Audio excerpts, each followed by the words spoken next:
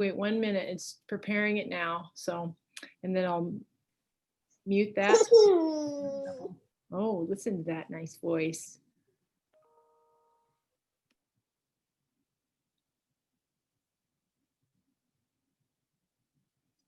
A second, just wait. All right, we're ready to go. Yeah, we're ready to go. All right, great. So first up on our agenda, we have our motto. Does everyone have their agenda in front of them, or do I need to share my screen? I've got it up. Okay. Great. All right. The healing social life is found when in the mirror of each human soul, the whole community finds its reflection, and when in the community, the virtue of each one is living. All right, we are going to move past our song, although I have been singing Lantern Walk songs every night. And let's move into our excitement sharing. Whoever would like to go first.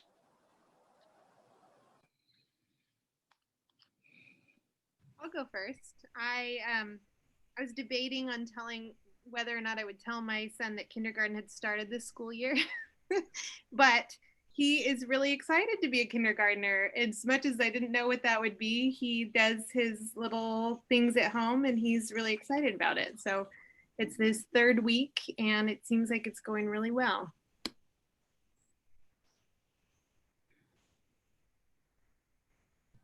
Well, this is Sue, and I have two.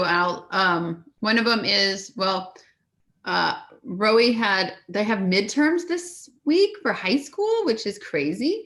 And Sarah, you'll appreciate this one. So she had to do a verbal, she's in Spanish too, and she had to do a verbal midterm and she aced it. And so she got a 100%, which for Roe is good, really good. And but you know, all this week, I hate Spanish. And she aced it because she can communicate in Spanish. She just can't do the like annoying homework. So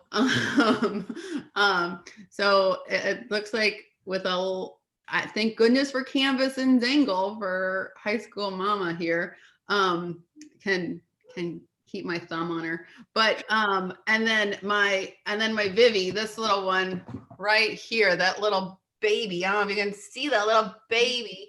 She's gonna be 12 tomorrow. Oh. So just they're growing up.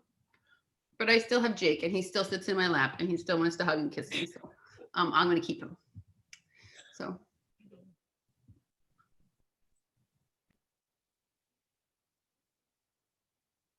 well, I'll go. I'm homeschooling my two high school sons. And last week we got the Crow Pass cabin for a night and it was blue sky, sunny. And Bryce is in environmental science and Eli's in bio. And we spent all this time doing an ecosystem survey of the tundra and counting plants and identifying stuff. And there was nobody up there because it was the middle of the week. And I took some personal days and it was absolutely glorious. And I did not want to come back down, but it was super fun.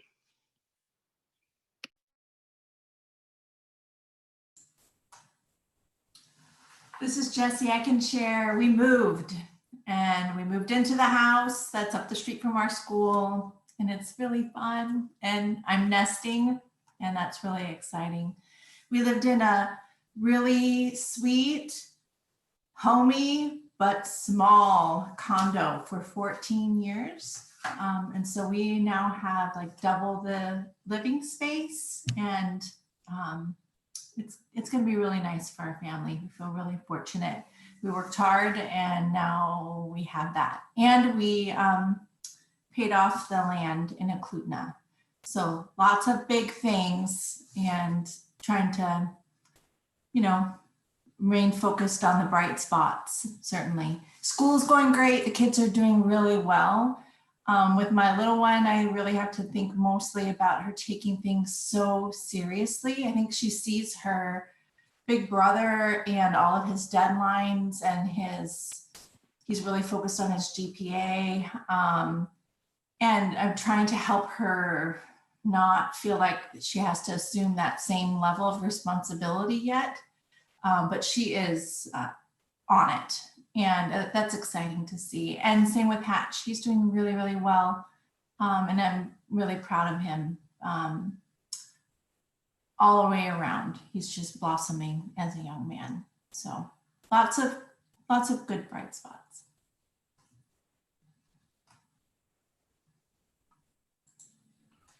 Last week, it was really, really nice to go out on a nice long hike to a place I had never hiked with a number of families, including Sue's, and the kids enjoyed each other and the outdoors immensely. So hopefully that continues. That was an exciting time. And but right around the end of the month, beginning of next, going to go out to the valley for like an Airbnb for a number of nights for anniversary, which would be nice.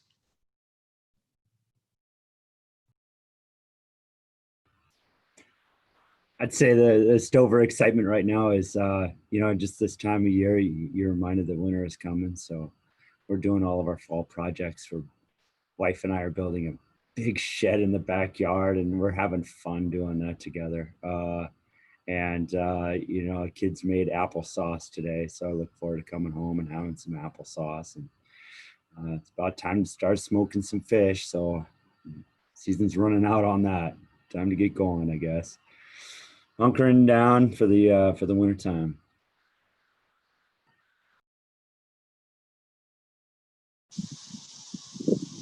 I can go. This is Paula, and following along the real estate theme that Jesse brought up, we managed to sell our rental house here in Anchorage, and so that's one more thing off our plate to simplify our lives, and it just feels good to not have to manage that business.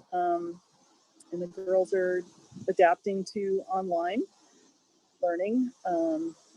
Progress is being made. I can't say it's perfect, but they're making a lot of progress, and we're figuring out our schedules to help them as much as we can, and grateful for the teachers that are really stepping up to the plate and helping them with their learning. So very grateful.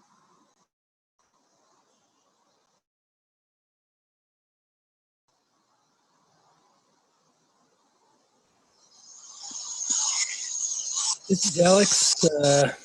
I learned a new word this week that a really appropriate descriptor for my children. It's rumbustious. I've never heard it before. Rumbustious. Rumbustious. Rumbustious.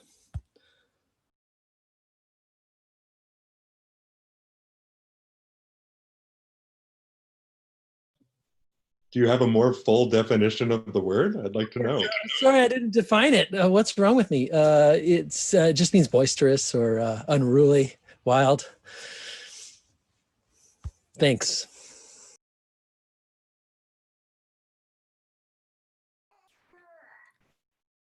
My excitement is I got to observe Miles really leaning into school, and it's really hard for a social kid like him to be stuck at home all the time, but he's really, really doing so well. And this afternoon I came downstairs and he was stretched out on the couch, listening to an audiobook and knitting and just living his best life. So I just feel like things could be a lot worse right now. So yeah. Before we move on, I want to make sure we didn't miss any excitement. Did we get everybody? This is Julie. Life's just every day very exciting, full of all kinds of joys and woes as life is. But life's been very good at Winterberry, and the teachers are doing a beautiful job. And anyway, all's well in that world. And home's fun too.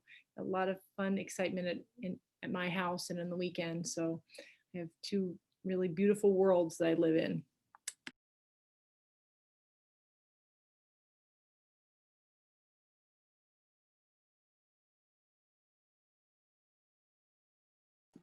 Thank you, Julie. Did everyone have a chance to review the minutes that Molly sent out at the end of our last meeting? Or Molly, would you be able to screen share those? I can search through my email really quick and pull them up if not. I can. It will take me a moment. Okay, hold on. Thank you.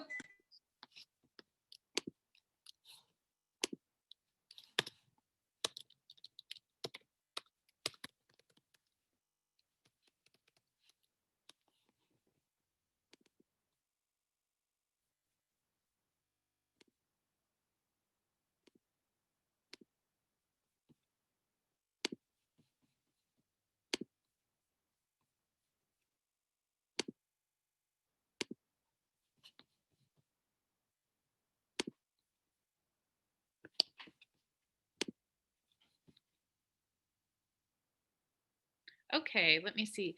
If I am I a co-host? Let me see if I'm able to. It looks like I am. Okay, here they are.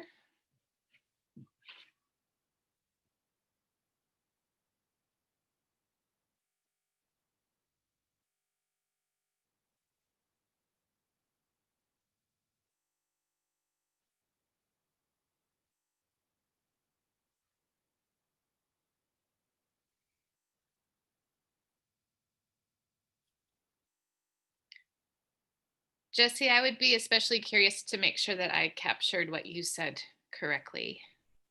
Okay, I'm reading this closely. Okay.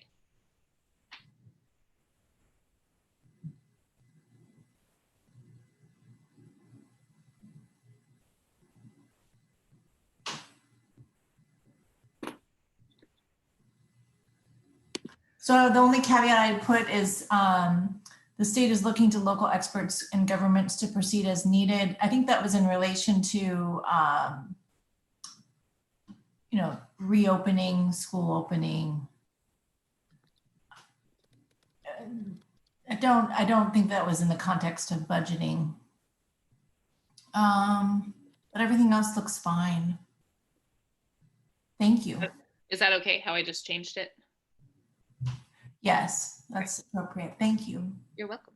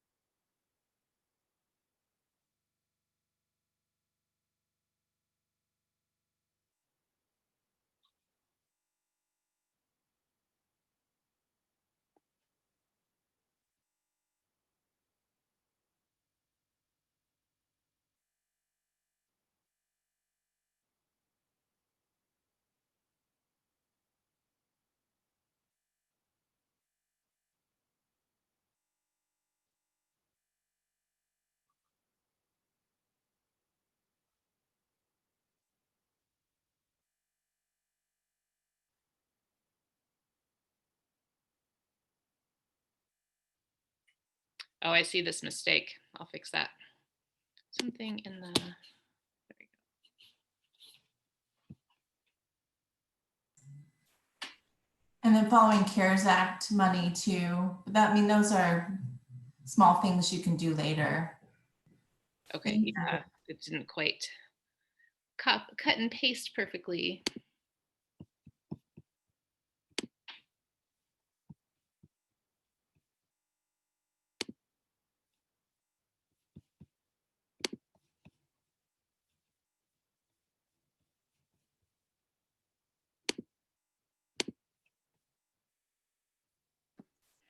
Can I get a motion to approve the agenda or the minutes as presented? I move to approve the minutes as presented, and I'll write that in the chat box too. I'll second. All in favor, twinkle, please. All right.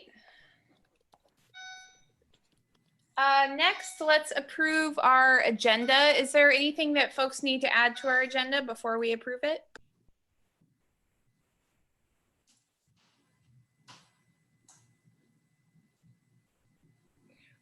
I just need to add a request at the end of my principal's report that is not on my report, but it's a request I have to the WCC. So I'll just be, maybe Molly can just make note of that in the minutes, because my principal's report will be attached, and that will be anyway, good enough way. Julie, is it something that will need to be voted on? I don't know. It's a request from me to the WCC, and I don't know if you need to vote on it or not. I need you to approve it. So, and the board needs to act as one. So maybe. Okay. Just for the sake of full clarity, I think we should amend the agenda to add in business a motion, or help me out here, guys. Some sort of discussion regarding Principal Pepe Phelps action item. So I move to amend the agenda to add under business as A, Principal Pepe Phelps announcement. Yeah, it's not an announcement. Or It's a just request. It's a Request. Thank you. Yeah.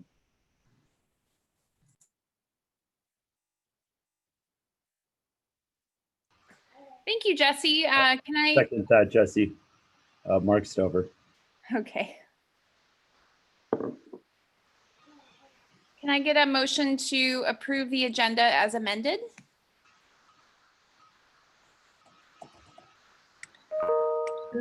Motion to approve the agenda as amended. Second. Okay.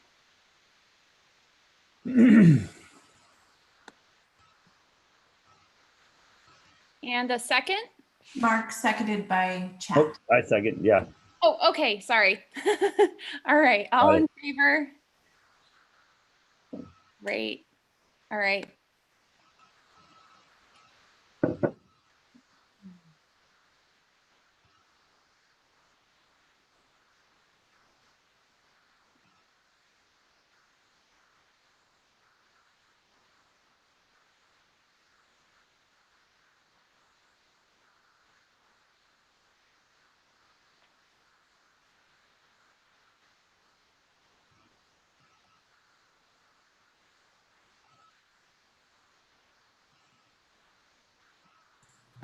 I just read the community comments disclaimer and it looks like I was muted the entire time. I'm sorry, folks.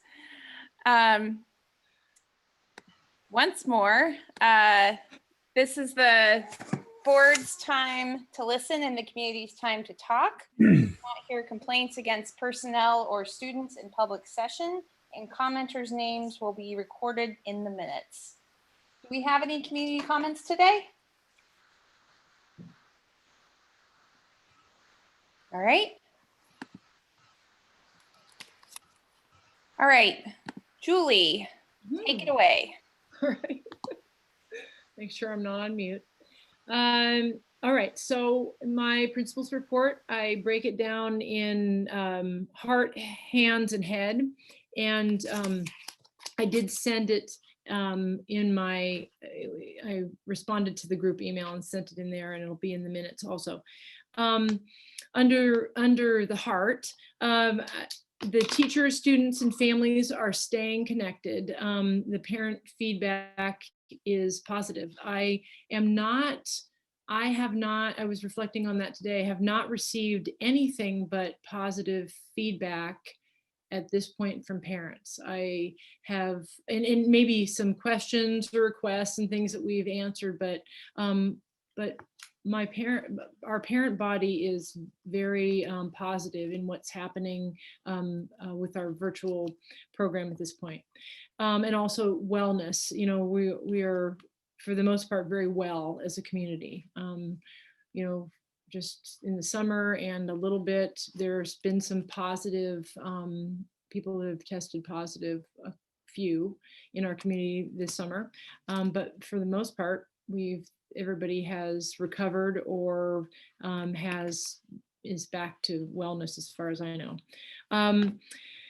In the hands, our support staff, TAs have organized the storage sheds outside, and the Connex spent lots of time going through all those items, taking pictures, categorizing, so that we will know what is in those. And boy, it's been like, you know, like when you're moving, when you go through things that you haven't seen in 15 years, like, oh my gosh, this is from the first year of the school.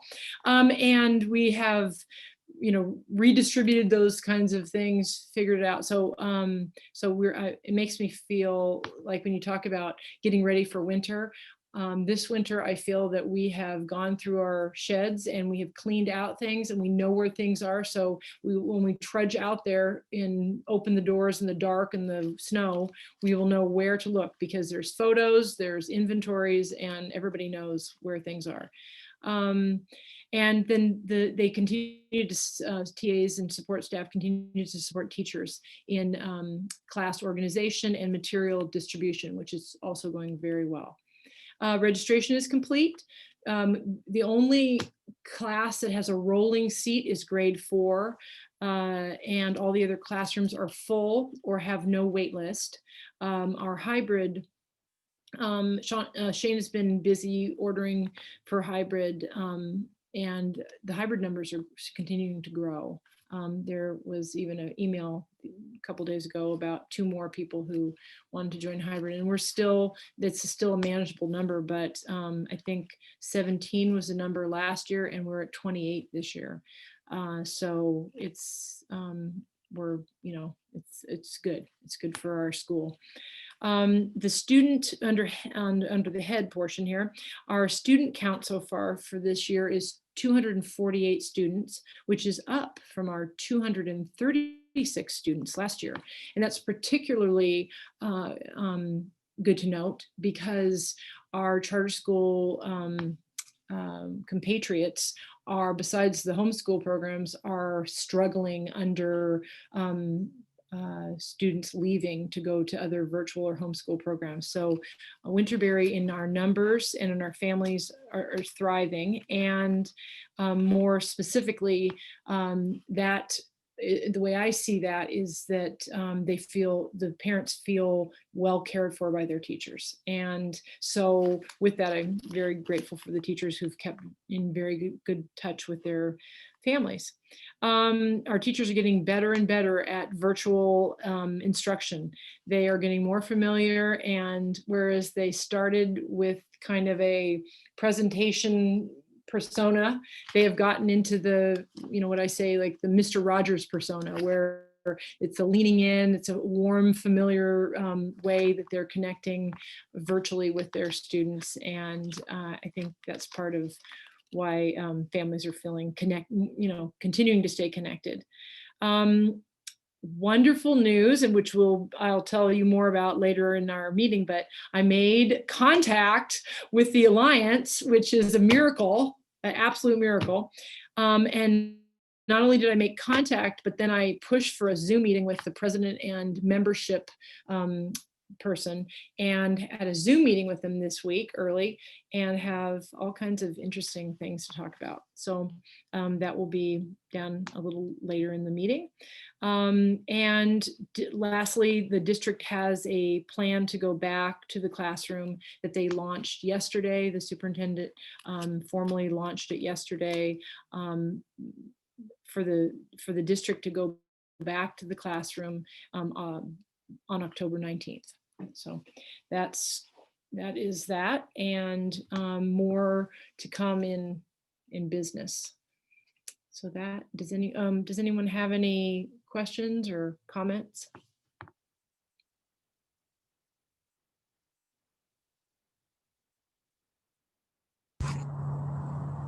My question, which you may have already answered, was your theory for why we have better enrollment than we had before, especially in the context of other charter schools struggling. Maybe is that really it? Just our teachers are doing a great job staying connected with parents.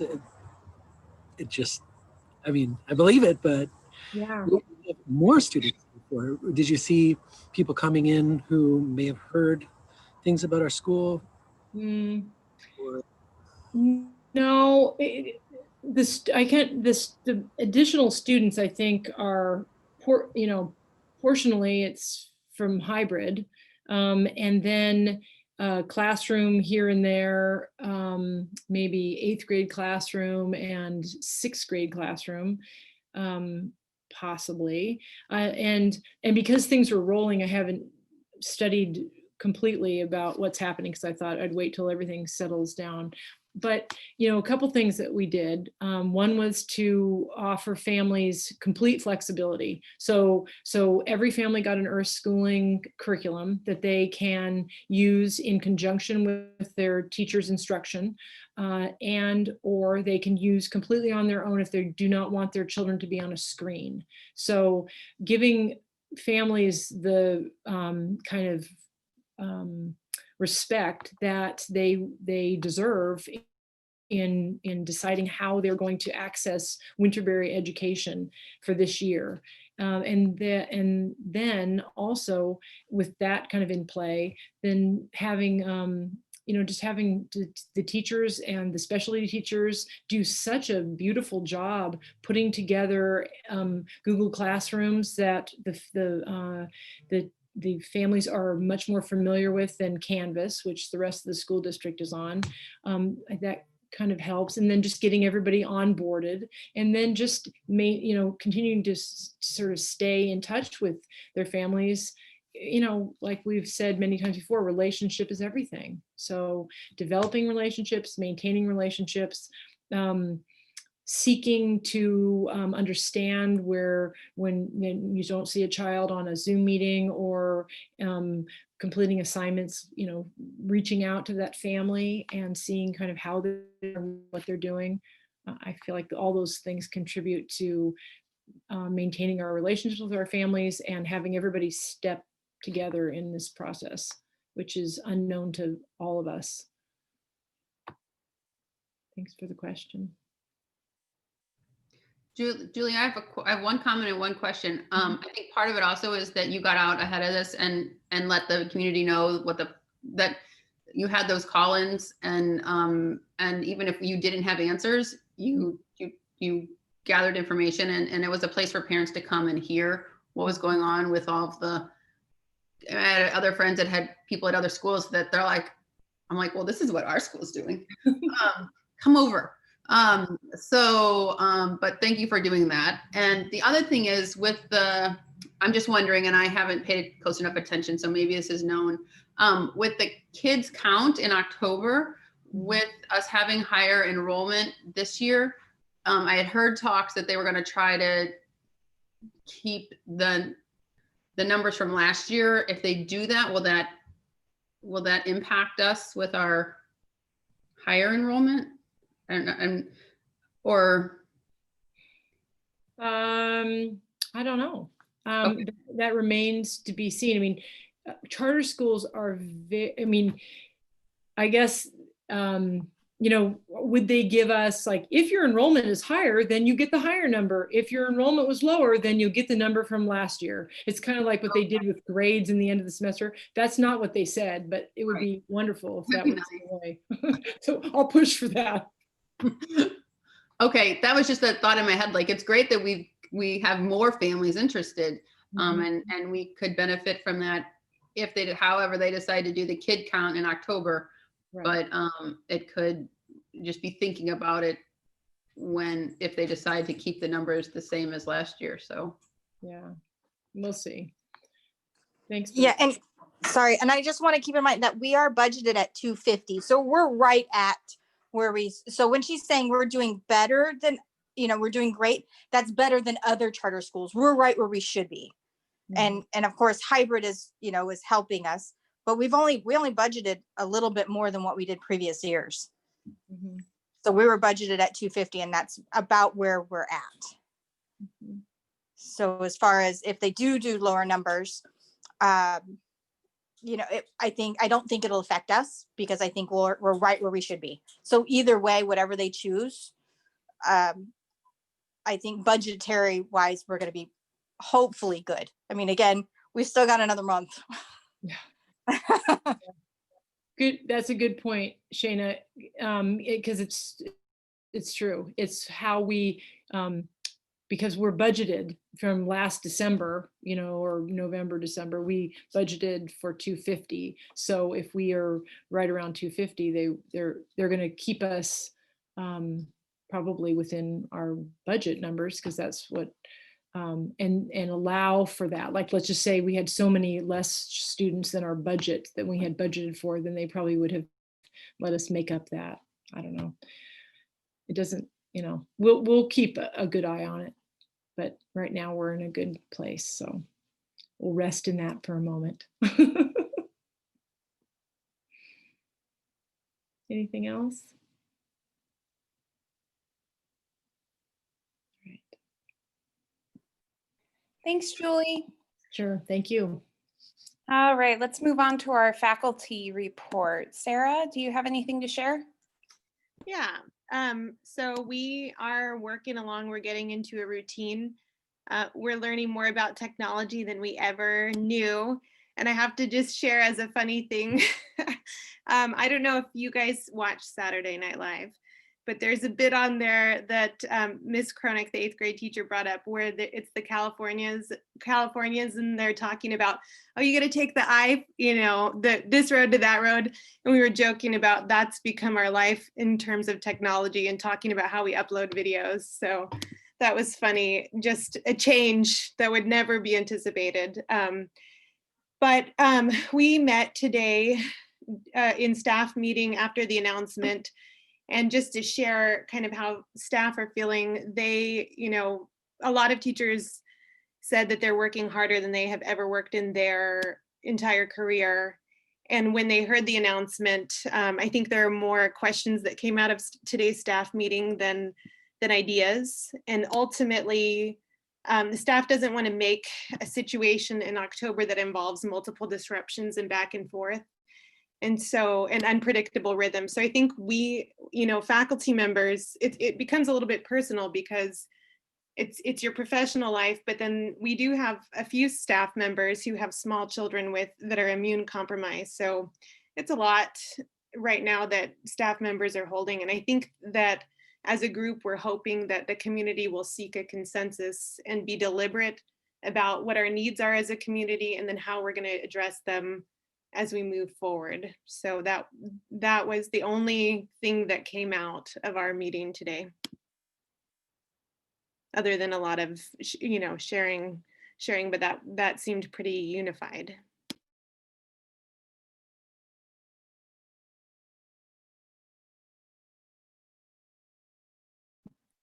Does anyone have any questions for Sarah? Okay, thank you. That sounds like a really intense meeting. So thanks for giving us the Cliff Notes version of it, and just so much appreciation for all of you. It's such a strange time, and Winterberry is really just blowing my mind at how great they are. Thank you. All right, let's move on to WPG report. Jessie? Yes, I have a really brief report out just in terms of business for WPG. But before I do want to just reflect on what Ms. Glasser was just mentioning with teachers, you know, stating that they're working harder than they ever had before. I think that really resonates, and parents can see that and feel that. I have picked up on the fact that some of you have had to redo your recordings because they might get lost, or there's, I think, a lot of things that are happening behind the scenes that we don't hear about or know about. You're not burdening our families with those challenges. But in the end, we see these beautiful lessons, and you are somehow managing to connect with our kids through a screen, which as a Waldorf family, that is not, what we all ever envisioned would be happening, but you're doing it. And so, WPG thanks you for your efforts and your diligence and the care you're putting into your work. Thank you. And in terms of business, there's two things I'll just quickly highlight. One is ongoing commitment to fundraising, and the WPG body is looking at what that's going to look like this year. Stay tuned. We'll share more once that plan is in the works, but we're going to continue to raise funds and continue to support professional development for our faculty. And the other is that we are in the process of working on our budget. Of course, that's just an internal process, and starting with an executive committee meeting coming up.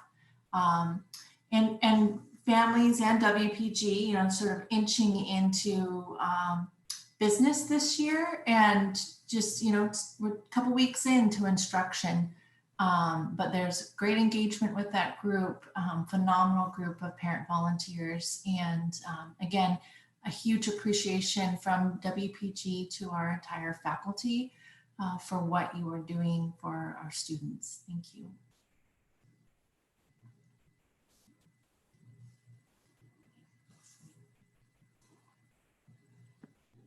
Thank you, Jessie. I appreciate your work on both of these committees, so thank you. All right, let's move on to safety. Is there any safety reporting? Well, just in terms of health and safety, I just wanted to say that we follow protocol, district protocol, when working in our buildings. When we are in common spaces, we use masks. All the teachers use masks, and when we were in our own space, we're allowed to keep our, have our masks off. And but in any kind of common area, we keep our distancing and our mask wearing. We follow the the hand sanitizing and other protocol. And if families visit our building for tours and things, which we have done, we're allowed one family at a time. And again, they have to be masked and things like that. So we are keeping safety first in all of our protocols at this point. And we'll continue as things unfold and we start to learn what it looks like if we're going to go back into a classroom situation. What are those protocols? And we're waiting for district instruction around those things, in which we will then pick up and carry on. And we have gotten a lot of different, hand sanitizers, cleaning protocol, all kinds of things that Mr. Edwin is involved in, that he has been trained on, that he's been employing, and that the district is giving us as a charter school our first load of all of that, cleaner and masks and things like that. And then our loads after that, orders after that, will come out of our budget. The district is not going to provide charter schools with any additional things beyond the first time. So.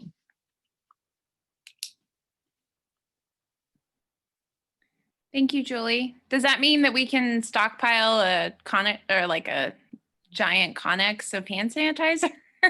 Since it's just sure. I mean, they're only going to give us a certain amount, so we're taking it graciously, and in very thank you so much. If there's any more that could come our way, we would certainly be happy about that. But we'll see. We'll see what we have to do with that. Yeah. Thank you. All right, let's move on to outdoor play space. And there's nothing to report at this point with outdoor play space. Una's been on the property. A parent has taken to mowing the field and some areas, weed eating around places that Una would like it to be. And when my husband came by the other day, he's like, Winterberry is looking a little seedy. And I said, it's not seedy, it's soft. It's soft. The grasses are blowing. Once children are on the ground, so it'll get all tramped down. But right now, we've just got a gentle softness that's in our play space. So anyway, not seedy, soft. Thank you. Moving on to legislative policy. So I don't have much to report. Nothing new from what I reported last month. We are still waiting for the departments to release their budgets, and until we know more about that or have a sense of any legislation that's in the works, it's sort of wait and see at this point. So I might have more to report next month under this item. Thanks, Jesse. And I'm sure the next few months, we'll see a lot of shifts in our landscape as far as who's allocating things. So I'm sure you'll have plenty to talk about soon. Yeah. All right, let's move on to budget. Shayna, do you have anything? Actually, I don't. Pretty much same as last month. I did the whole quarterly update last month. Unless anybody has any questions on where we're at, we're pretty much the same as far as just getting supplies and everything's, and waiting for student count, which will start a couple weeks, the whole month of October. And then once all that happens, then we'll know a whole lot more about our budget. So. Okay. I have a question just about the supplies that the school will be getting to deal with COVID. Does anybody know if the district is providing plexiglass shields to go between students' desks, or is there any information at this point about how the social distancing will be provided for within the classroom? So as far as what will happen in the classroom, that is Principal Peppy Phelps will have to, that would have to go to her. As far as what the district supplies, they are not supplying us with any of those. They did supply us with a whole bunch of PPE equipment, masks, sanitation stuff, things like that. So each classroom will has a kit currently. But as far as plexiglass, things like that, and what we determine to be best for each classroom, because our classrooms are constructed slightly different than others, that is on our budget. We can use some of that CARES Act fund for it, but it is on our budget.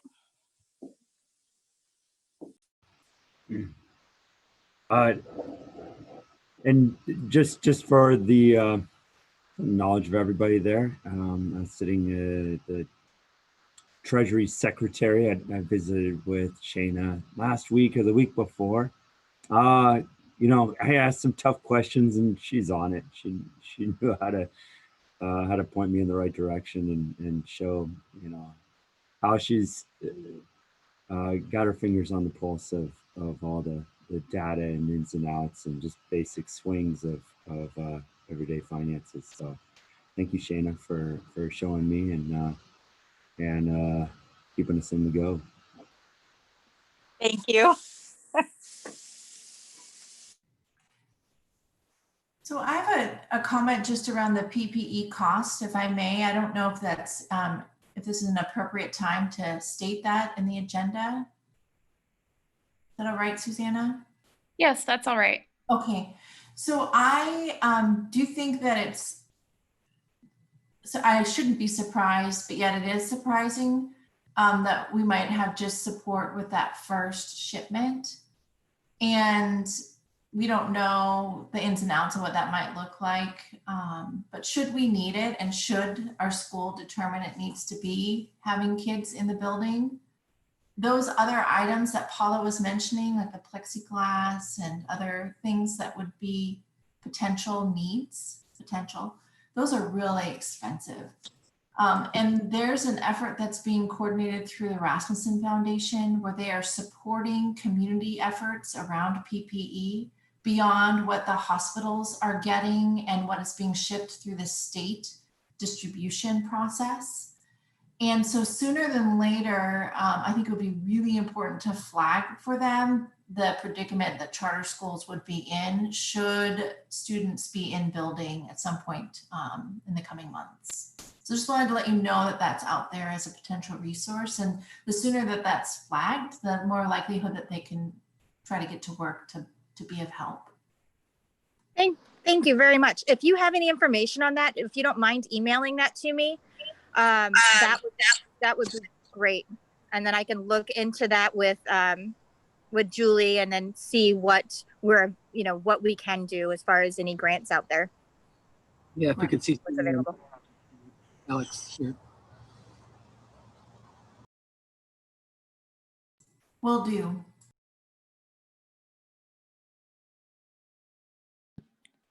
Thank you, Jessie. That's a really great resource to know about, and I hope it can be of use to us. All right. Julie, I cannot wait to hear what you have to say about the Alliance for Public Waldorf Education at long last. Drum roll, please. No. So exactly. So just for those of you who do not know, in the 90s, the first charter public Waldorf schools were starting to be formed in the form of charter schools, and so. And it was a difficult time for Waldorf schools, for charter schools and Waldorf schools, because private Waldorf schools felt a little bit frustrated with the possibility of a public school coming in and saying, okay, we're a Waldorf charter school or we're a Waldorf public school without any kind of verification or vetting of any kind. So it was just a conflict for a while. And then the different parties, OSNA, which is the private, the Society for the Private Waldorf Schools, got together. The Alliance for Public Waldorf Education was formed, and they started to have conversations and agreements around what were the core values of Waldorf education. And then the OSNA had a copyright on the word, the descriptive word of Waldorf education. And the Alliance, through conversation and agreement with OSNA, they came to an agreement that there could be a sub designation, or there's a term for it, I can't, that then public schools could, through this vetting process, become Waldorf, they call themselves public Waldorf schools. So that was the back and forth, years ago. Now, and then the Alliance was formed and really thriving. We've been going to the conferences every year that the Alliance for Public Waldorf Education has put on in Sacramento. Winterberry specifically has been. Our former founding principal was the president of the Alliance for a certain amount of years. And during that time, she helped them come up with some of the key development of this program, and this path to membership is what they call it, for public Waldorf schools. And there's different initiatives. So anyway, it didn't seem like it was going to be that difficult to get a hold of the Alliance and see, like, what are you doing? They developed a guide where they aligned Common Core standards to Waldorf education standards. And our teachers use that every year to look over, because it's part of our charter documents. that we, during the course of a 9-year period, kindergarten through 8th grade, will reach all of the Common Core standards that the school district, Anchorage School District, has also agreed to a part of. The state did not adopt Common Core, but the Anchorage School District did. So anyhow, that document really helps us to know that children are not going to be, the standard for a child in kindergarten in Waldorf education is not to be reading by the end of kindergarten, or moving in that direction, but that the standard is more in the 1st grade, 2nd grade realm. So it allows us to be able to do things on a continuum that we feel is more developmentally appropriate. Anyhow, so I didn't know that it was going to take that much time, but the Alliance in the last 3 years has gone through major changes themselves. The last conference that Principal Anderson went to, not this last year when there was no conference, but the year, because they didn't do one in the last January because they were going to have their big 100-year conference in Chicago this last summer. So COVID wiped that out, and so now they did all the work, but they're waiting to do this big conference maybe this next summer. But anyway, the last conference was not that great since the closing of Rudolph Steiner College in Sacramento, where the conference used to be held. And now they've been playing with different places and spaces, and now they've done some reorganization. The 2 people that are now president and the membership person are both longtime Alliance people and Waldorf educators, and they are really standing up in it. So I was thrilled to be able to Zoom with them this week and talk about our desires about looking. I said, we have not paid dues in the last 2 years. And basically because we've been reaching out to try to get a hold of somebody about, what does this mean? Why are we doing this? What is it that we're receiving from the Alliance? And, what's going on? So they expressed a great deal of apology for all the things that have been going on, and the fact that they have not, they said, yes, we've received your emails and your phone messages, and we have not responded to you. So that all being said, I said to them, I'd like to bring the document, this path to membership document, which Susanna attached to a group email, to everyone's attention, because this is the document that moving forward is something that our WCC board needs to review, and maybe through a whole community review. I don't know. We'll maybe decide what this looks like, but it's full membership, which means that we would be able to use the sub trademark of a public Waldorf charter. And what they also said, it's not only just using the trademark, which is, at this point in time, wouldn't probably mean much to us as a school. We're a very well-established school, Waldorf inspired school of 16 years. But what it does, what she said is, it's very meaningful to do the self, there's a lot of reflection and self-reflection and digging really deep into your what the core values of Waldorf education are, how they align with your school's core values in all the bodies of your school. And in that way, I feel that that it would be, a worthy thing to talk about, not this year, but possibly, next year, thinking about what it looks like. The costs, really the costs, I think, have to do with the team that comes to review us, and the site visits, and this process that happens over a couple, over a 1 to 2 year period for our age of school. So when you have a younger school, there's a lot more vetting that happens. When you have an older school like ours, it doesn't take as much time. At this point, if we were to decide to pay our dues, it's $10 per student, per enrolled student in the school. So, you know, the 250, so, you know, $2,500 would be our dues for this school year. Should we decide to pay our dues to the Alliance this year and move forward? And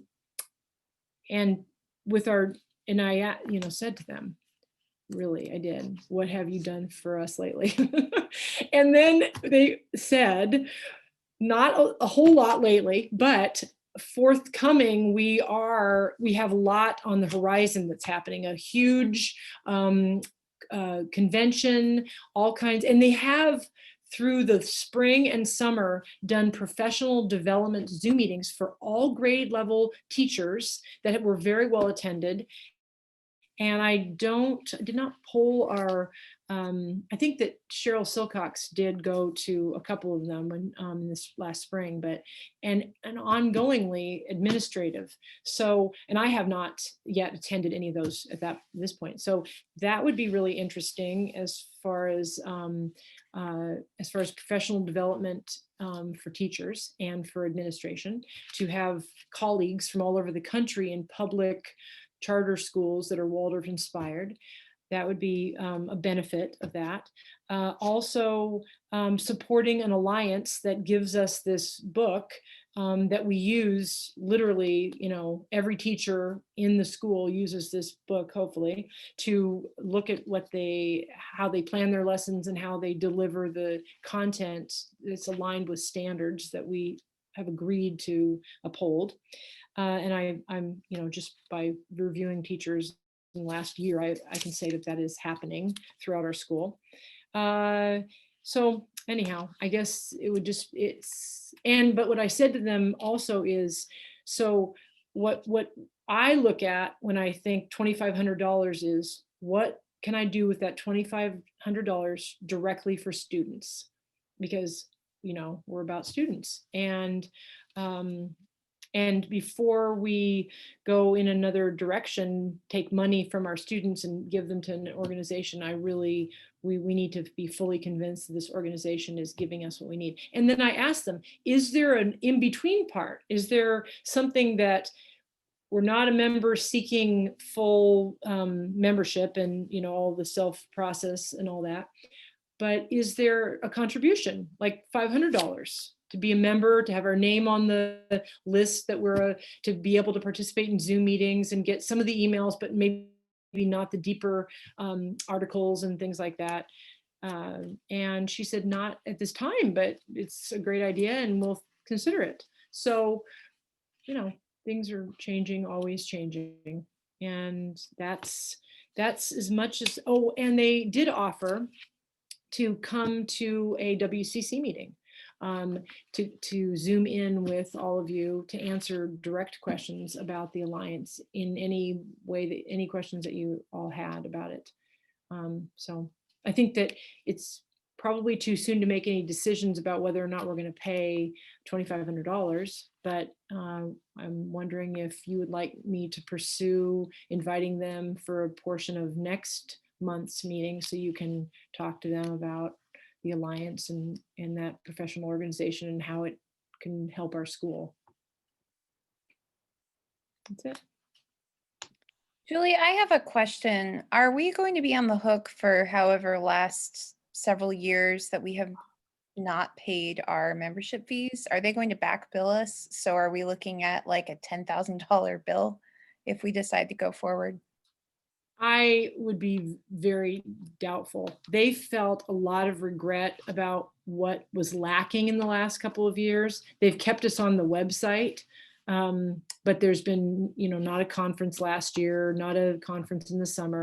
So I would be very surprised based on their attitude or their generous kind of like, we want you to be a part of the Alliance. And especially since your school was such a huge part of the Alliance in the formation of it. And we would like to, I don't think they're looking to back bill or do anything punitive in any way just looking at what is happening going forward is what I didn't ask them that direct question, but I just had a sense of that, but we could ask them that.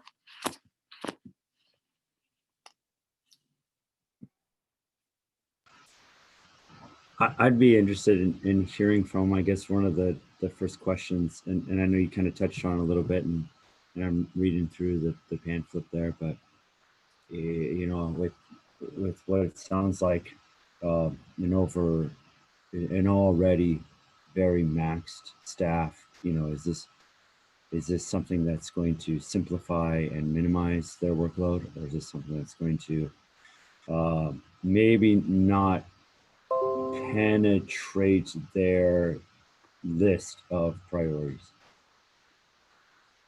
So Mark, what I said, and I hope I was really clear in that there'd be no entertaining this process at all this year. Yeah. I mean, okay. we wouldn't even, you know, bring it up. Believe Yeah. me, I would not be bringing this up right now.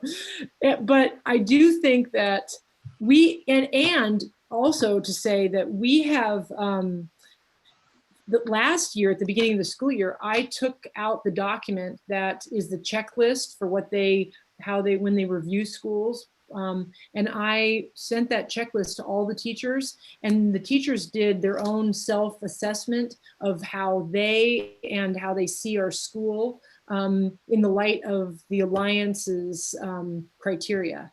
So, and I believe, even looking through the checklist, that we have hit the majority of their high marks, and we strive to. If you read through the core values that are in the Alliance, and also the Alliance website is a good one, but the core values, the core principles of the Alliance, image of the human being, child development, social change through education, human relationships, access and diversity, collaborative leadership, and schools as learning communities. I can say fully that Winterberry Charter School holds all those principles very dear, and that we strive in very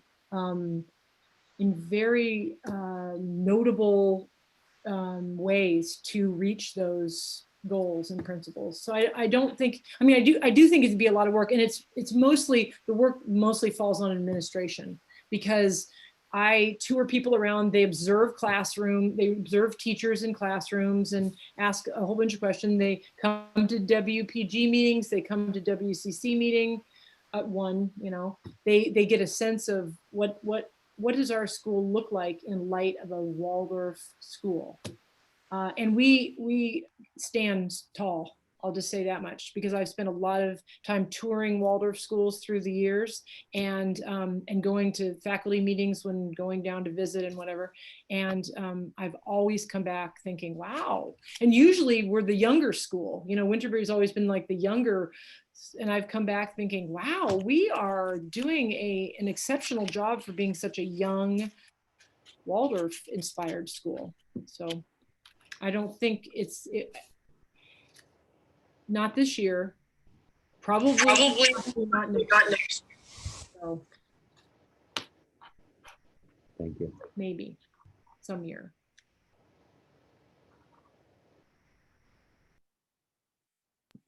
I think I would be interested in talking with them, but because we're not moving down this path this year, I'm not sure if it's necessarily urgent. I mostly because I think, you know, it's so good to know that they have better leadership in place, it sounds like, or maybe more responsive leadership. And as far as paying for this year, which I think is kind of the burning question at the moment, I'm not inclined to do that personally. Just speaking as Susanna, I think our school has a lot of demands on our resources right now, and I don't think that is a good allocation of those resources. Again, speaking as Susanna here.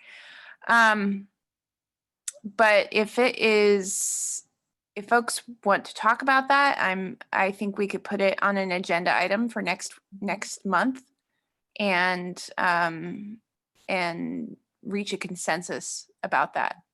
What's the feeling on that? This is Paula, and I would just say, if they have been so unresponsive for so long, and now they're saying they are going to be responsive, I would say it might be good just to have a trial period where we stay in touch with them and we engage and we just see, like, are they actually being responsive and how have things changed? And if it seems like, our questions are getting answered or they are responding to emails or what have you, then yeah, it sounds like it probably would be a good thing to pursue. But I guess I'm just a little skeptical, because of the track record we've heard about, up to this point.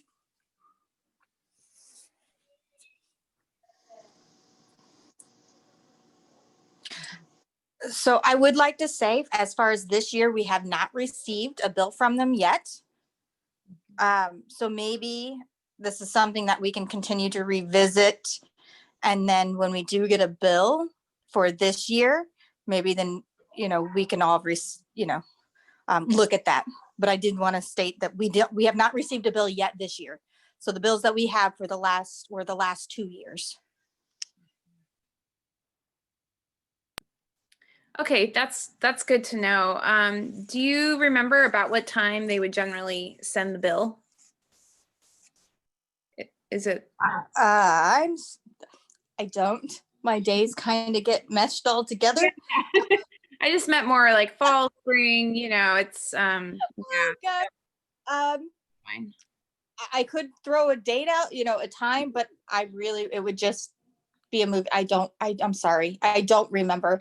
Let me look it up and then I can send everybody an email and let everybody know when in time frame of where we received the last one. Okay. Thank you, Shayna. I think for now, Julie, this is it falls into the category of that's really good to know. Thank you. We should talk about it more, but perhaps not right away. I don't feel a sense of urgency about this. And if anyone disagrees with that or thinks we should talk about it more, I'm happy to hear that. But I think for now we should move on, not move forward. We should stay where we are. Hi, Daryl.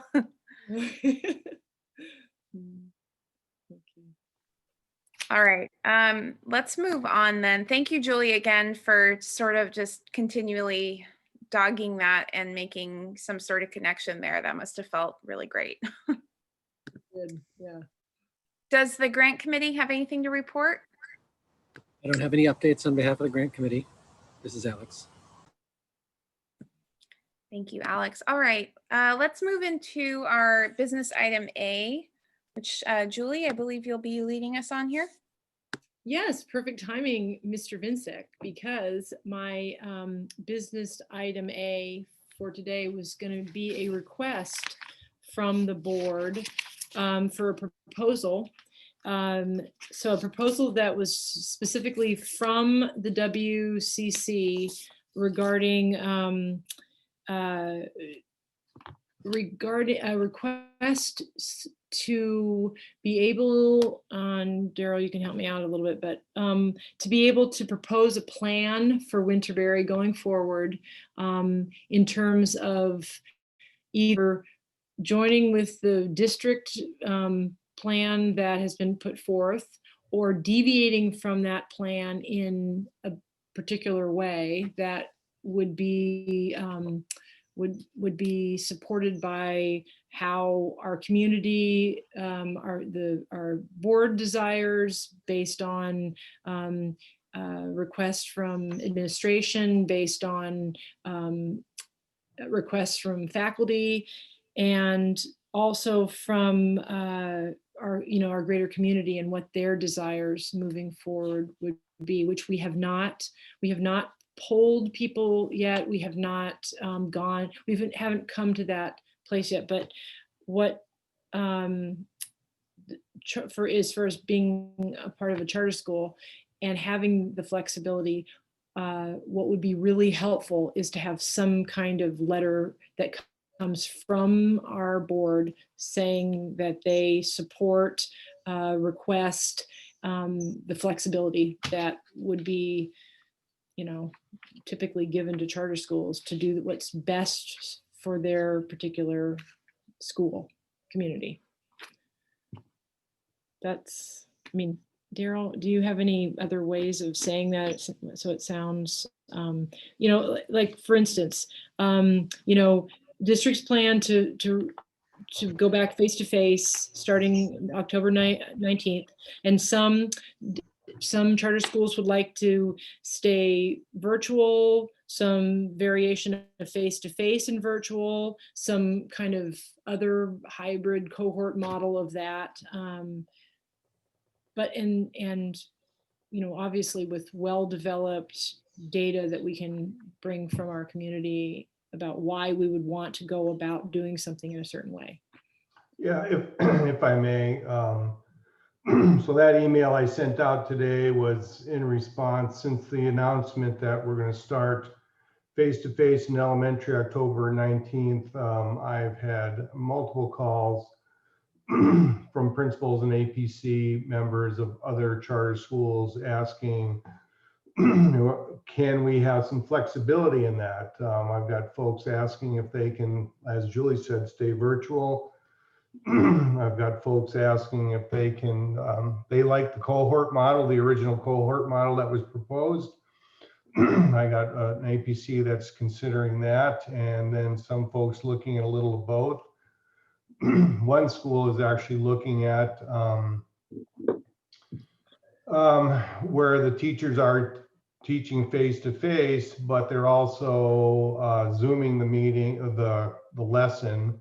So if a parent chooses to stay home virtually, the student could, it's not ideal, but participate in the lesson remotely by watching the virtual lesson without broadcasting students, of course. But so the questions started coming up to the point where I felt like, again, my job is the liaison. So what I told charter principals today was, if your APC is considering something, get it to me. I will work it through with my direct report, Dr. Johnson Strumpler, and then we will get it to Dr. Bishop, the superintendent, to see if it's possible, if it can be approved. Some of them may have union issues to kind of work through, but so if your school or your population has been looking at something different, what is it? What is it exactly you want to do and try, and let's see if we can do it. Thank you. That's much smoother. No, it wasn't. And it's a complicated question because, as you probably all know, everybody's all over the place. Some people are gangbusters to get back to school, and other people have no interest, which is the majority of the phone calls I've been taking from parents lately. So I think, and that's what I said, also said to the principals, get the temperature of what your staff want to do and your community. If you have a plan in place or a proposal, let's make sure, you at least got a large consensus on that.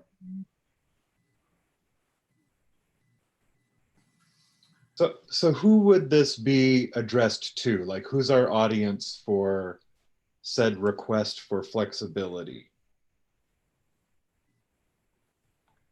It would ultimately be the superintendent approving it. Yeah, I don't have that much clout. And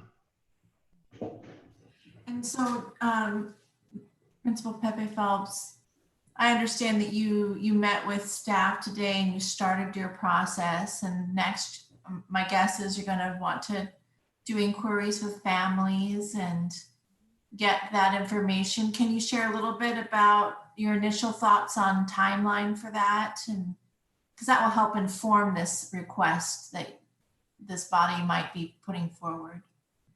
I can imagine that by the beginning of next week, Monday, hopefully, that I would have something that I could start to put out to our families some kind of survey, and then trying to figure out whether that's best put out to the families from teacher to their from teacher to families, or as coming from administration to the entire entire student body in different, in Blackboard, and also constant contact Winterberry business, because there's certain ones that are better and worse than others, or that people can access in different ways. So we make sure we try to cover all of our bases and make sure that everyone that's a part of Winterberry knows. And we would push it out also, just the advertisement through teachers, or we would just do it solely through teachers and then get back information from teachers. I'm trying to not involve teachers in things that they don't want to be involved in necessarily, because they're doing a lot, and they are what was expressed to me today is that they have just got enough going on. And so I will, in whatever capacity, but I have to first develop a survey, which, things I know how to do, things I'm not as sure about doing, but I can do it because I know I've done a lot of things I didn't think I could do. And so in that, I will develop some kind of survey, and and also I know that in surveys, it's in how you ask a question. Yeah. So I'm very cognizant about, it isn't just throwing out a bunch of questions, but how it is, what kind of information, clear information do I want back from people? And then how will that information inform decisions going forward? Thank you for that. And what I can share is I'm certain that if there is a role that the WPG parent reps can play with boosting this communication out, please let us know. And that could be another avenue if we're not wanting to have this fall to teachers, if they are really too busy, maybe that's another thing we could do to help. Thank you. Yes. That's very kind. Yeah. Okay. I just had a thought just in regards to this proposal, which is something that we talked about in staff meeting today, in trying to figure out what things would look like. It's a little bit difficult as a charter school because we have to see what the district plan is first. And when we talked about what we might do, if we're allowed to do something different, it's pretty clear that we would need to know, not throw a bunch of plans out and find out what's the preferred plan, but find out what the needs are that are in the community. So, so that's what Julie, Principal Pippi Phelps, is talking about with the survey. And I just wanted to say that was the thing that came out today in the staff meeting as well. Doing a needs assessment makes really good sense. And then hopefully having the flexibility to serve our community in the best way moving forward with that.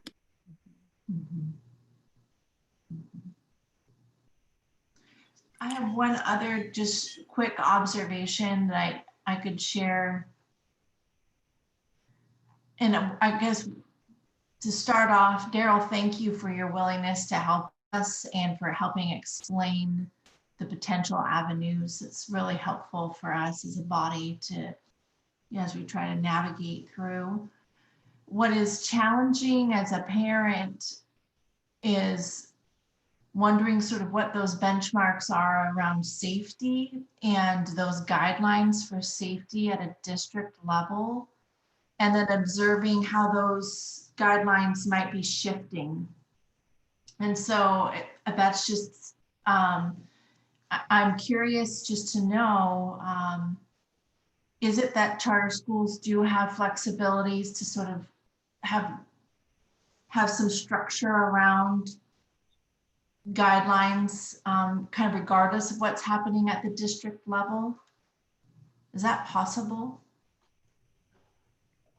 I think that's the question, and that's why the solution, right? Because these these what ifs started pouring in to my office. So we just thought we would, as you know, let's write, if you want to do something, let's write something up so we have it, so we can bring it forward, because you are a charter school, you are the governing board.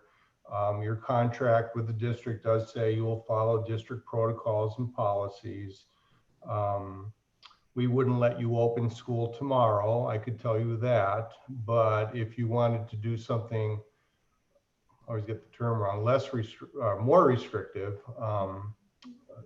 that I think can be considered. But you know, we definitely want to err on the side of safety for the community. But again, folks are all over the place. Staff, you know, we have staff that want to come back, staff that are afraid to come back, as well as families. So are there other options that your school can explore?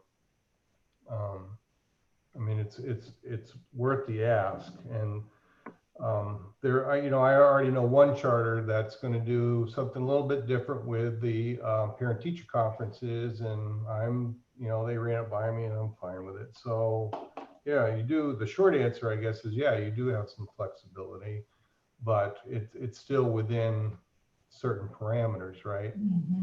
Absolutely. So that's why we got to, you know, run it by the superintendent and make sure that the superintendent is okay with it. Because some asks may not be possible. Some asks may violate teacher contracts, but we don't know until we ask the questions. Thank you.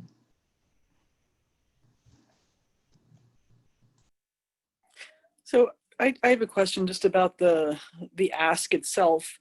Does the school have to have a proposed plan in place that we are then asking permission to implement, or can the letter simply be, we're trying to, you know, we may do things differently and we just would like to know if that's permissible? Like, how specific does this ask have to be?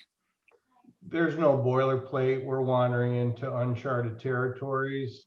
So, Paul, I don't know. You know, I suggested to the principals you should at least have some have some input from the teachers, from the staff, some from the community. You know, it's kind of a gauge on, yeah, we like this plan. Let's consider that. But as far as, you know, I didn't create a template or a boilerplate or, you know, fill in these questions. It's just a matter of let's kind of look at what if folks want to look at trying something different, let's look at it. October 19th is, you know, we got a little bit of time, but not that much relatively. So yeah, so you know, I think Julie can start pinging it off me as if the APC or WCCs chooses to go in that direction and the school just chooses, I can work with you on that. But again, we're wandering down an uncharted trail.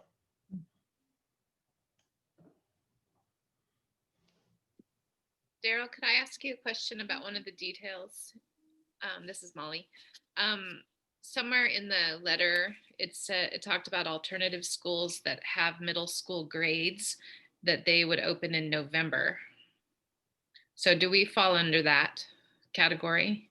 Well, that's one of the asks, right? And so Highlands got 6th grade. So does Highlands 6th grade start on October 19th? And so that's part of, I think, the ask is, you know, for me, I look at you as more of an elementary school than a middle school. So in my way of thinking, I would see you opening in that regard. But does the school want to start differently? Do you want to start with the October 19th and then not bring your middle schoolers back till mid-November? That's certainly an option you can consider. Or do you want to bring all kids back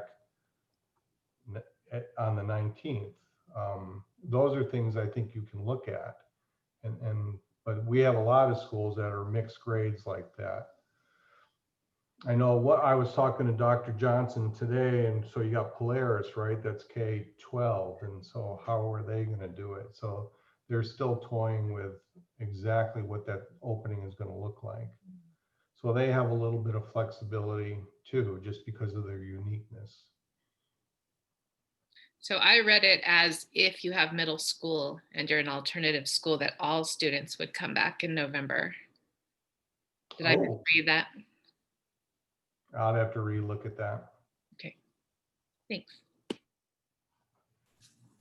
Daryl, have you heard of instances where charter schools are thinking about proposing to not bring students back into a building during this initial? Yeah, but as we're getting closer to it, again, it's a real divided community on that one. So what sounded like, yeah, that would be what we're going to do early on, and everything's kind of shifted. So the one commitment that I hear from one of the schools is what I explained, is a little bit of face-to-face with the teachers actually zooming and recording their teaching. So families that choose not to send their student in can either watch it live and possibly participate, or watch it recorded and then know how the lesson took place. Dr. Bishop at our leadership meeting was very clear. She didn't want teachers teaching both in face-to-face and virtually, but I interpret that a little differently, that, you know, you'd be doing the online piece as a separate thing. But what this charter is proposing, and it hasn't been approved, but is to do a kind of a little combination of the teacher teaching face-to-face, and then but also filming through Zoom, and so some kids could stay home and watch, which, you know, quite frankly, some of the charter schools and some of the older ASD schools, I know I was the principal of Huffman, which is a very old building. Some of those classrooms are very small. And when you get classes of 25 and 29, I don't know how you're going to socially distance in those classes. So to me, it's almost a win-win, where it's if you've got a portion of your population choosing to stay home and watching the lesson, then you'd have less kids in there face-to-face. But again, that hasn't been approved either, but I know it's going to be one of the proposals. Thank you.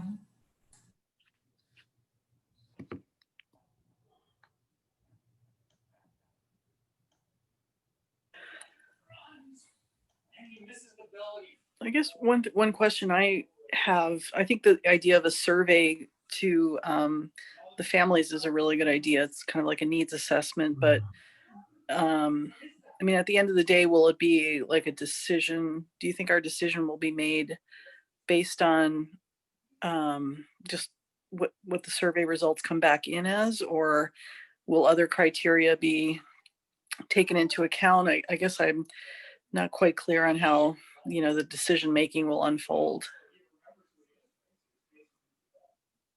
Well, I was talking when I was talking to the faculty and staff today.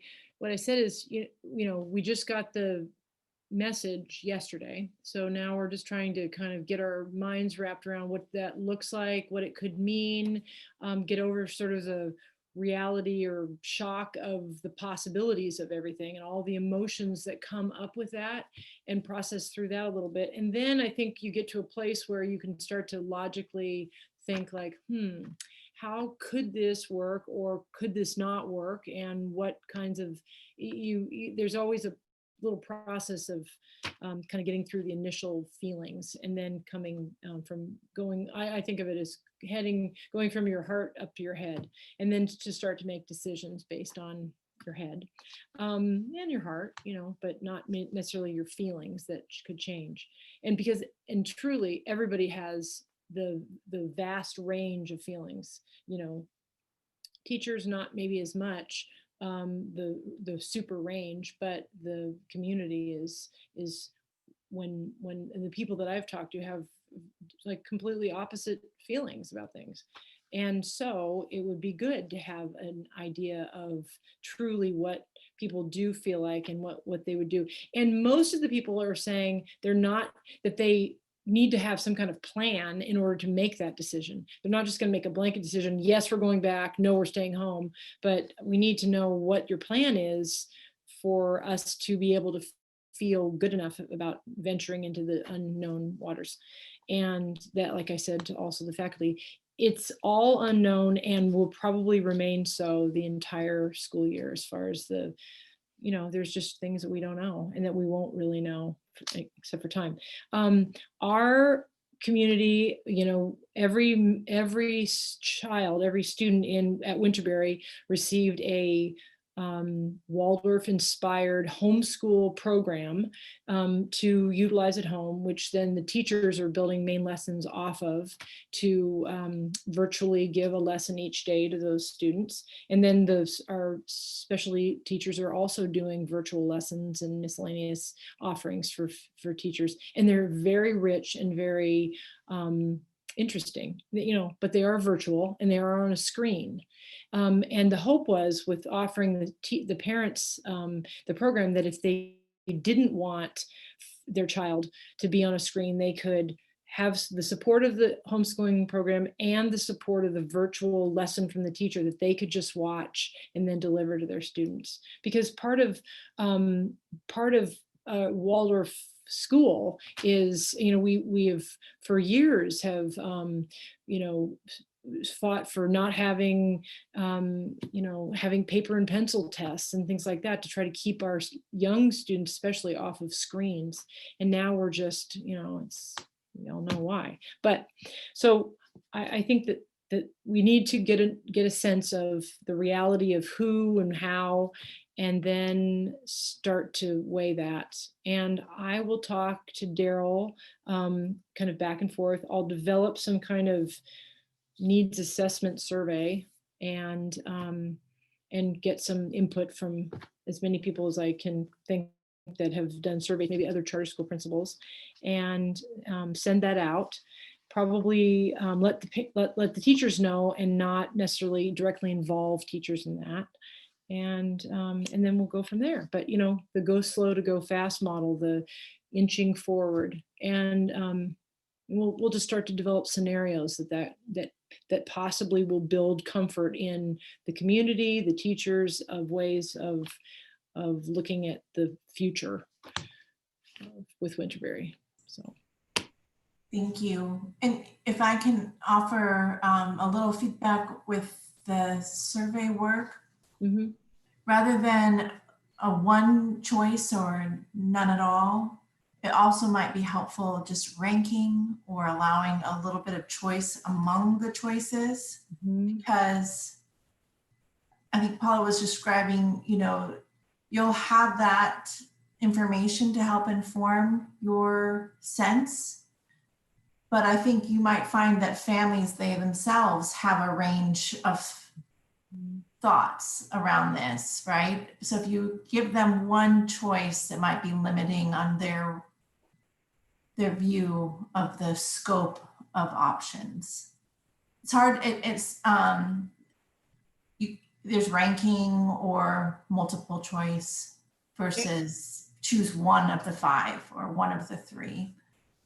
Yeah. And then I guess the other part of that is setting something up so that through SurveyMonkey or whatever it is, so that that data comes back to me, that I can look at it and see something that would help to inform a decision. And if anyone on the WCC has a particular, has experience in surveying, I'm very happy to take assistance from anybody who's willing to be a part of developing something, so just put that out there too.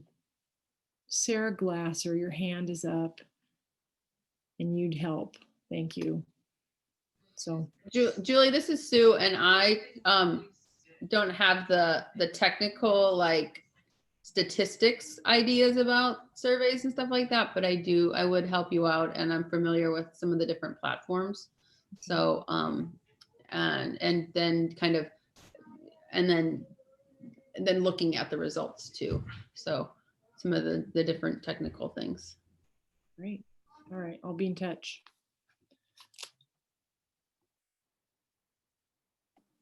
And Julie, my husband, John, he's like a data analyst type person. So he's really good with spreadsheets and analyzing results and things like that. So, you know, I'm sure he would lend a hand if you needed it in terms of, you know, interpreting what you get back. And I'm more of a word person. So if there's anything I can help you with as far as wording questions, I'm more than happy to contribute whatever I can. So maybe what we could do is I will send an email out to Sue, Sarah, and Paula, and just say, okay, well, because, you know, if Monday-ish is going to be the day that I start to do this, then I need so we can start in the development of wordsmithing, some ideas and suggestions. That would be really helpful. So I'll send you, if that works for you, an email tomorrow, and we can open that discussion up via email.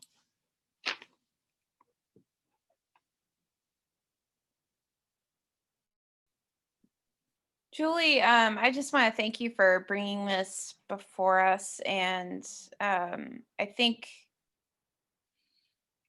asking for flexibility is really our best way.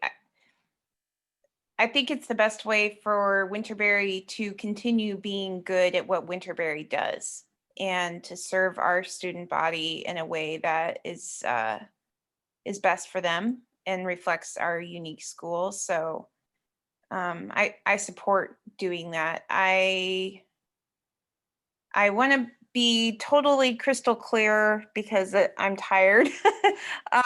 Would the letter be from the charter council to the superintendent? Okay. And essentially it would be voicing our support of letting our principal and faculty create an educational program for students that is not less restrictive than the district, but that would diverge from the plan being proposed. Is that what you're saying? I just want to be really clear what we're, okay. So Susanna, maybe the survey committee can possibly, if they're interested in their wordsmithing skills and all that, could morph also into a draft of what that letter could look like based on the information that comes back and what, you know, discussions that happen. Just a smaller committee as far as developing or asking for committee work to happen. And then maybe we would request you know, not emergency meeting, but what do you call it? I can't remember the name of what it's Yeah, some sort of off schedule meeting. right. To it, whether you know, and I think in your bylaws, does it say you can approve something by email? Anyway. I can't remember off the top of my head. So either Zoom or by email, depending on the bylaws, and then coming to you know, to a place where you can then, you know, there's a letter and that gets given over so that it can be delivered to the superintendent via Mr. Vincic. I think that sounds like a great plan.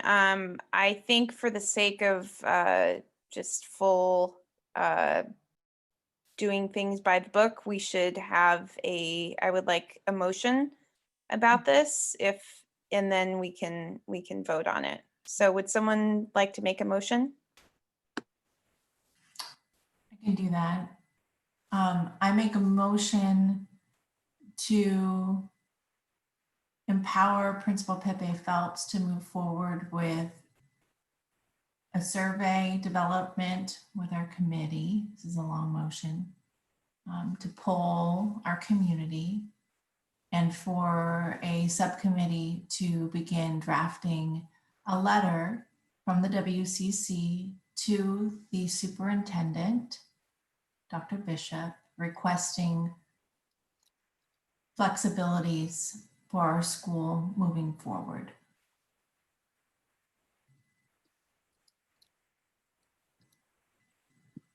I'll second that. All in favor? Right, twinkling. Thank you. All right, so we will move forward with that, and thank you everyone for adding your thoughts to this. Thank you. And Jesse, just responding to your chat, that would be great if you'd like to work to join the survey committee and also work on drafting the letter. I think, yeah, that sounds good. Thank you. So as far as the email, Sue, Sarah Glasser, Paula, Jesse, anyone else that's wanting to be a part of the, all right. All right, so stand by for what you'll receive. Thank you, Julie. Sure. That concludes our business for this meeting, so let's move into gratitude.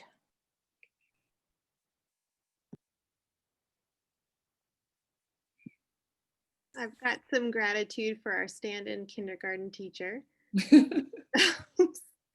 because it's been really fun having a kindergartner and then also realizing the load that a principal has. So immense gratitude for that.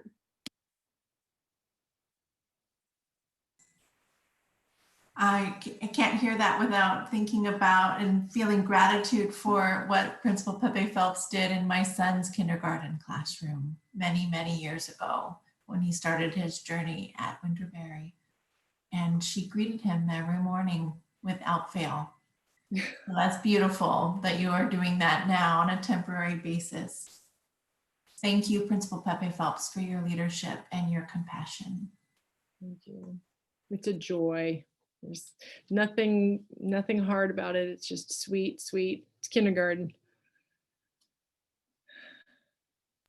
Jesse, you took the words right out of my mouth, and I actually started crying as you mentioned that because my son was a part of that class as well. And I wasn't aware, Julie, that you were also teaching kindergarten, and those are such lucky children to have you, and just to like set their foundation for Waldorf education in that way, to have you there. It's just beautiful. And thank you for serving our school in yet another way on top of everything else you're doing.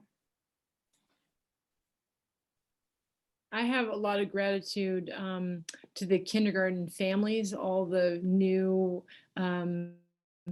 come to Winterberry. And when our kindergarten teacher took leave, I searched for someone who I felt would be able to usher them in with the kind of love and welcome that I want for our new families at Winterberry. And I couldn't find anybody at everybody else was, anybody else that was doing something that could do that was busy doing other things. So it's Mr. Avout, the kindergarten.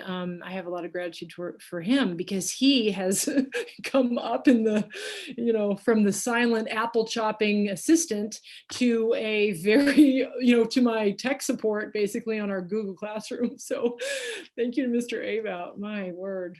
Who knew that we'd be doing what we do? So anyhow. Good, all good.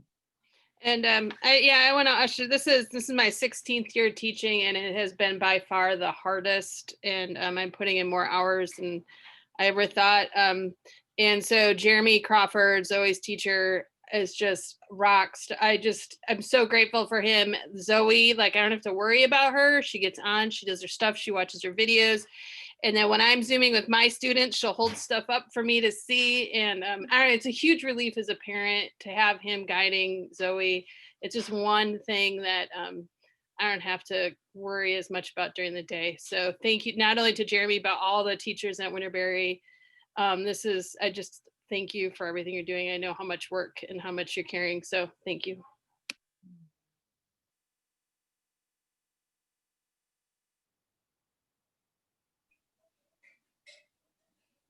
I just wanted to say thank you to Miss Pepe Phelps and to the teachers for just really stepping up to the plate and going way beyond the plate. It's really uncharted waters, and I really appreciate everything you're doing, and I know that my daughters do, and my husband does as well. So thank you.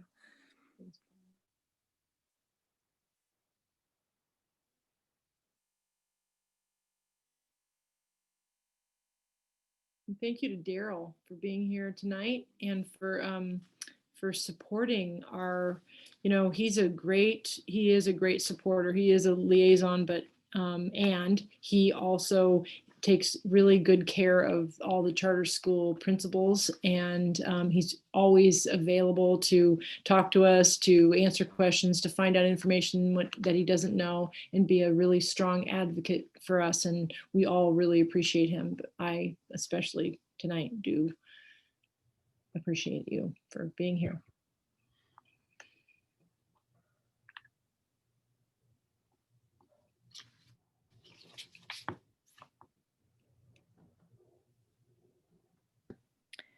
Do we have any more gratitude before we move to adjourn? Gratitude for WCC, all that you guys are doing, that you're here, and gratitude to our wonderful faculty and that are here after hours. They're volunteer of, taking care to take good care of what we need to do for the governance of our school. I have a great amount of appreciation for all of you. I really thank you very much for being here. It's a great group, great group. Thank you, Julie. All right, can I get a motion to adjourn? This is Sue, and I make a motion to adjourn. All right, can I get a second for that? I second. This is Paula. All right, and everyone all in favor, twinkle. All right, thanks everyone. I know it was kind of a longer meeting tonight, but I think it was important, and thank you all for your contributions. Thanks so much. Have a good night. All right, hang in there, everyone.